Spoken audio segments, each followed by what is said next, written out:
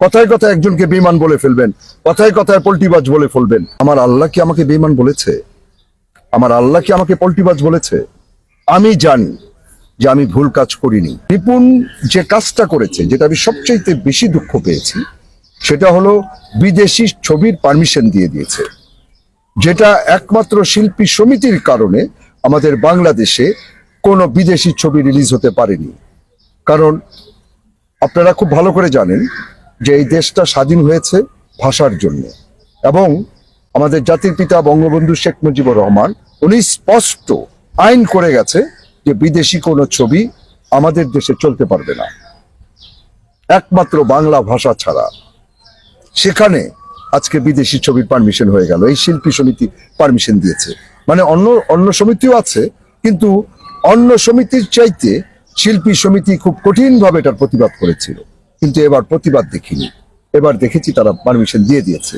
তাহলে আপনারা বলুন, বেঈমানটাকে আমি না যারা বিদেশি ছবির পারমিশন দিয়েছে তারা? ভালো করে চিন্তা করুন, যদি দেশকে ভালোবাসেন, কথায় কথায় একজনকে বেঈমান বলে ফেলবেন, কথায় কথায় পল্টিবাজ বলে ফেলবেন। আপনারা কি আসলে বুঝে কথা বলেন বা শুনে কথা বলেন? ভালো করে আগে শুনুন, জানুন দেশকে কারা ভালোবাসে সেটা বোঝার চেষ্টা করুন। আমরা কিন্তু একবারও বলিনি, বা আমি বা আমার প্যানেলের কেউ একবারও বলেনি যে স্বাধীনতা বিরোধীরা মাথাচাড়া দিয়ে দাঁড়িয়েছে। এই কথাটা কে বলেছে? শিল্পী সমিতিতে আজ পর্যন্ত এরকম কোনো কথা আজ পর্যন্ত উত্থাপিত হয়নি। এই কথাটা কে বললো আপনাদের?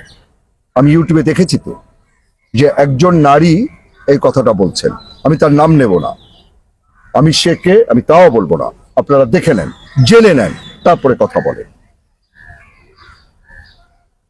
আর একটা কথা, আমাকে কেউ বেঈমান বলল, আমাকে কেউ পল্টিবাজ বলল। আমার আল্লাহ কি আমাকে বেঈমান বলেছে? আমার আল্লাহ কি আমাকে পল্টিবাজ বলেছে? আমি জানি যে আমি ভুল কাজ করিনি। আমি যা সঠিক, যা সুন্দর, যা শিল্পী সমিতির জন্য সুন্দর হবে এবং ভালো কিছু হবে, আমি সেখানেই আছি। নিপুণের জন্য কেন ইলেকশন করেছিলাম, আর এখন কেন নিপুণের পাশ থেকে সরে গেলাম? অনেকে বলে যে নানা শাহ ফেল করেছে, নানা শাহ এই কারণে হয়তো নিপুণের প্যানেল থেকে চলে গেছে। তো ভাই, ফেল পাস তো থাকবেই ইলেকশনে, তাই না? দেখেন, আমি আপনাদের প্রথমে একটা কথা বলি যে আমি আগে নিপুণের প্যানেলে আমি নিজের জন্য কিন্তু ভোট চাইনি, এটা অনেকেই জানে।